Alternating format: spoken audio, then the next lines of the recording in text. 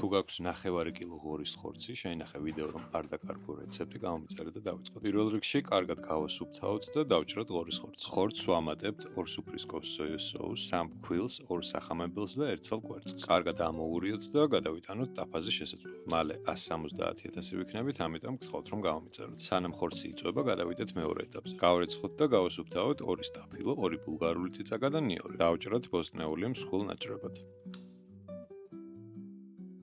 უცებ გეტყვით, რომ ყველა საჭირო ინგრედიენტი გამოვიძახე ორინაბიჯის აპლიკაციაში. ონლაინ ექსკლუზივის სექციაში კი აღმოაჩინე პრეზიდენტის 400 გრამიანი კარაკი ნახევარფაში. გადავიდეთ მესამე ეტაპზე და მოვამზადოთ соуსი. ჭირდება 4 სუფრისკოვზე კეჩუპი, 2 თაფლი, 3 ძმარი, 2 სოიას соуსი და 4 წყალი. კარგად გადაურიოთ და соуსი მზად არის. ხორცი აი ესე უნდა დაიბრაძოს, კარგად ოქროსფრად და გადავდივართ ბოლო ეტაპზე, გადავიტანოთ ტაფაზე ბოსტნეული, დავამატოთ წინასწარ შემწვარი ხორცი და მოვასხათ соуსი, რომელიც წეგან მოვამზადეთ. აქ მაქვს ბრინჯი, რომელიც ძალიან უხდება ამ კარგს. გავანაწილოთ თეფშებზე და მზად არის, შეგვიძლია გავსინჯოთ.